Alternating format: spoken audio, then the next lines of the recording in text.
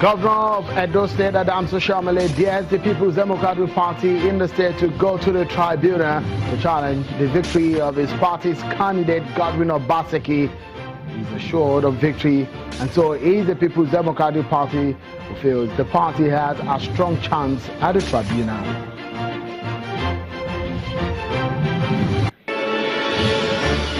And we continue the spotlight on transparency of the National Assembly as more details continue to emerge from the allegations by one of the federal lawmakers. Questions as to why the legislators earn as much as they do, perhaps the highest paid in the world. That's our focus tonight on the program.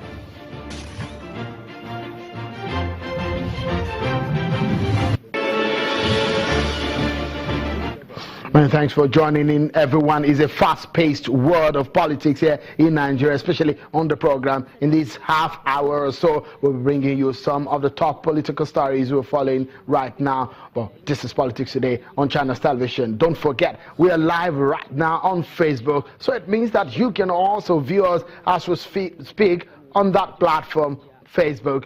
An interesting part of this whole matter is that you get to be able to watch on one side in that column and also interact by making comments and be part of the conversation right here. Let's know what you make of the matter. We shall be discussing how much lawmakers earn. That is aside the fact that whenever you are far away from your TV set, you can also watch Channels Television on mobile. It is m.channelstv.com, or go on your computer, www.channelstv.com. Before we dive into the matter of the day, let's check some of the top political stories we are following right now. The political roundup on Channels Television. Here are your top political stories this time. As street protests and reactions from politicians continue to trail the outcome of the Edo State governorship election, the Independent Electoral Commission, INEC, says the election in South State is one of the best in recent times. Speaking with Channels Television, INEC National Commissioner Mr. Solomon Shoyebi says the criticism about the delay in collation is not INEC's fault, and they have a tracking system to monitor the process. Mr. Shoyebi says that with the peaceful conduct of the Edo election, the Commission is determined to improve on the success during the November 26 governorship election in Ondo State. Edo State had one of the best elections they have conducted in recent elections. And after several weeks, the trial of Senate President Dr. Bukola Saraki resumes at the Code of Conduct Tribunal. At today's hearing, the chairman of the CCT, Mr. Danladi Umar, has turned down the application by the Senate President asking the chairman to disqualify himself on the grounds of bias. The CCT resumed the trial of the Senate President in the case of abuse of office and non-declaration of assets brought against him. In a ruling delivered at the resumption of the hearing, which dates back to October 2015, the chairman of the tribunal says he would have excused himself from the case, but is constrained by the provisions of the Code of Conduct Act, which empowers only the tribunal to try cases of abuse of office and non-declaration of assets. The court has made its point again that they cannot just bring an application that the case should be thrown out or that the court should recuse itself. Unity within the political sphere is needed to drive development in Niger State. That's the resolve of the different political leaders after the meeting which gave birth to a new executive of the Inter-Party Advisory Committee, IPAC. The need for synergy amongst the different political parties in Niger State is part of what is discussed, and the essence of unity highly emphasized by the National Executive of IPAC. The smooth conduct of the election, devoid of any rancor, is a clear manifestation of established love, peace, unity among the teeming political party in the state.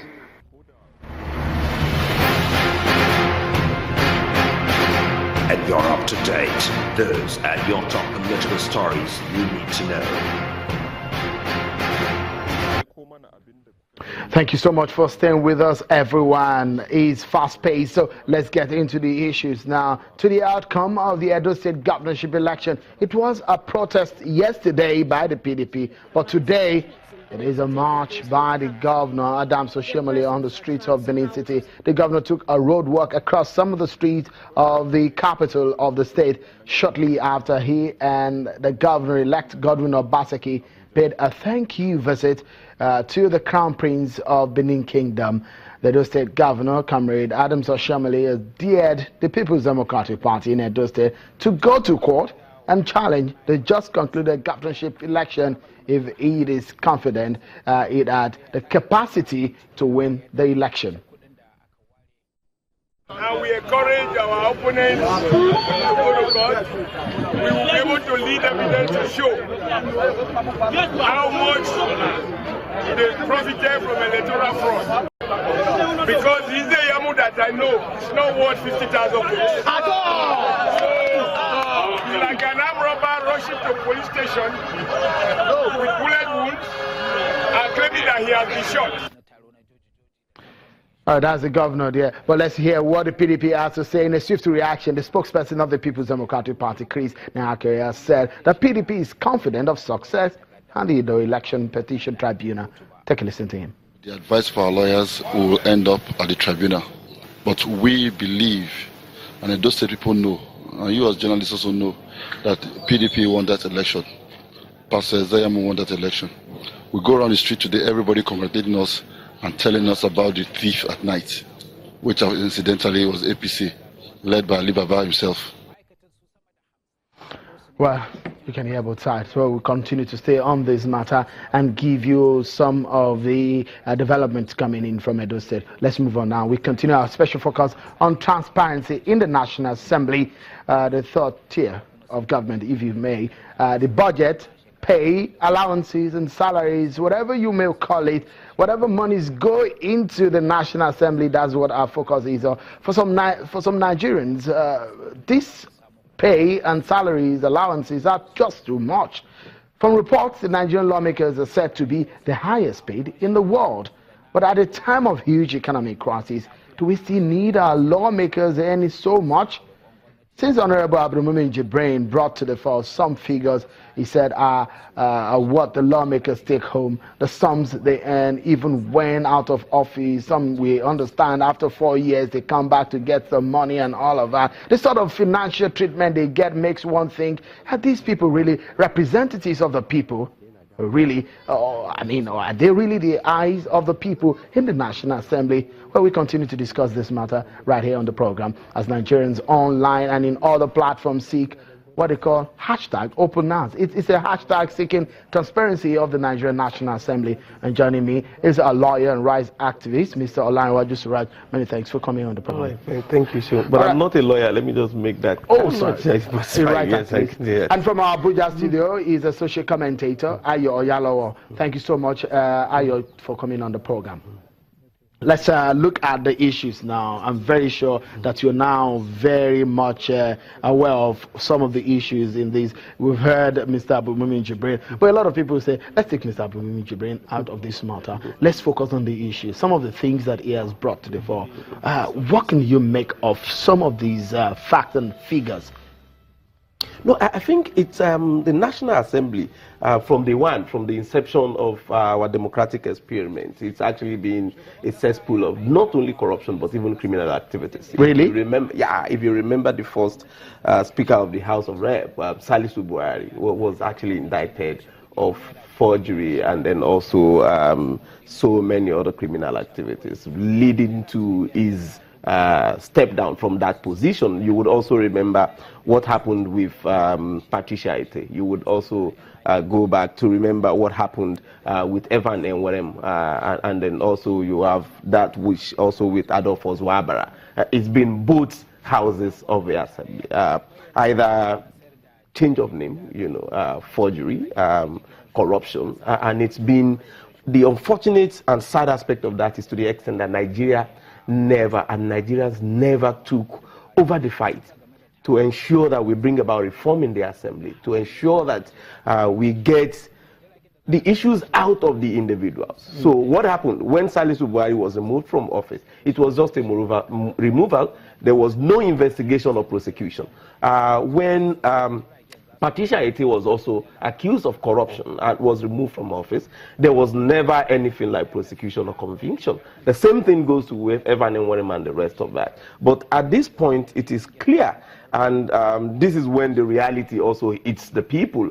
We've allowed and tolerated so much of your prologue in terms of... From some of the incidents that you've brought to the fold now, those cases, we've seen those cases, these allegations, these some of the issues that are brought against some of these leaders in the National Assembly from that time up until now, only when they have a difference in terms of money or politicking within the National Assembly. That's when we get to hear this. And some people will say, thank God that Jibrin is angry with his colleagues. Maybe that's the reason we are hearing some of these issues. No, that's the point. It's usually the thing. That's why I'm also saying that we many a times reduce it to a personal fight.